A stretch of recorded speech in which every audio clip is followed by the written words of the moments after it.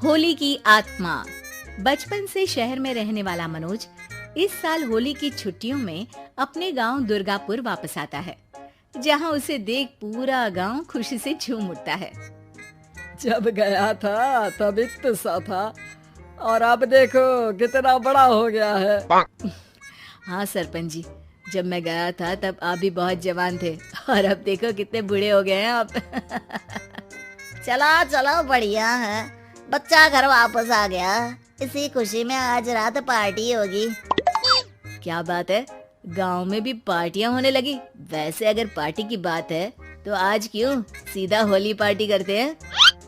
Holi party की बात सुन चहल पहल में अचानक सन्नाटा छा जाता है, जिसे देख मनोज को कुछ अजीब लगता है, लेकिन तभी सरपंच बात पलट देता है।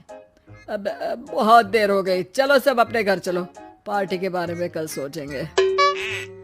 मनोज भी मम्मी पापा के साथ घर आ जाता है, पर होली पार्टी और उस पर पूरे गांव की खामोशी वाली बात अभी तक उसके जहन से निकलती नहीं। पापा, होली पार्टी की बात पर सब चुप क्यों हो गए थे? अरे होगी उनकी कोई अपनी बात, मुझे गांव की पंचायत ही थोड़ी पता है। थक गया हूँ, चलो सो जाते हैं, कल बात करते हैं। पापा की बात मानते हुए मनोज भी सोने चला जाता है। आज तो छुपा लिया, लेकिन हफ्ते बाद जब होली का दिन आएगा तब इसे कैसे रोकोगे? अगली सुबह सूरज के साथ ही मनोज भी गांव घूमने निकल जाता है, जिस पर रास्ते में उसे अपनी ही उम्र के कुछ लड़के भी मिलते हैं, जिनसे दोस्ती कर अब वो उनके साथ घूमने लगता है। इसी तरह कुछ दिन बीत जाते हैं और होली नजदीक आने लगती है। दोस्तों, होली में 4 दिन ही बचे हैं, पर गांव में उसकी कोई तैयारियां क्यों नहीं दिख रही? क्योंकि यहाँ होली नहीं मनाई जाती।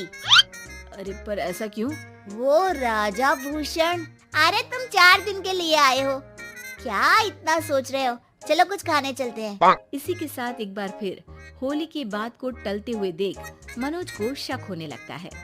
वो घर पहुंचते ही इंटरनेट पर अपने गांव और राजा भूषण के बारे में जानकारी निकालने लगता है। क्या? मुझे आज तक ये नहीं पता था। ऐसा कैसे? किसी ने मुझे कुछ बताया क्यों नहीं? सारी जानकारी लेने के बाद मनोज गांव वालों या अपने मम्मी पापा से कुछ पूछे बिना खुद ही उसकी सच्चाई के बारे में छानबीन करने लगता है, जिसके चलते वो राजा भूषण की हवेली में पहुंचता है। वाह, क्या हवेली है यार! पर क्या यहाँ सच में कोई भूत है? हेलो भूत जी, कोई है क्या? हम इस साल गांव में होली सेलिब्रेट कर रहे हैं, क्या आप उस पर थोड़ा इंटरव्यू देंगे? मनोज के ऐसा बोलते ही गांव में तूफान उठ जाता है और हवेली में रखी सारी चीजें हिलने लगती है। एक अदृश्य शक्ति मनोज को धक्का देकर हवेली से बाहर निकाल दरवाजा बंद कर लेती है। ये सब देख मनोज हैरान रह जाता है। क्या अभी मुझे हवा ने धक्का देकर बाहर निकाल दिया? मेरे होते हुए इस गांव में कभी होली नहीं मन सकती, इसलिए दोबारा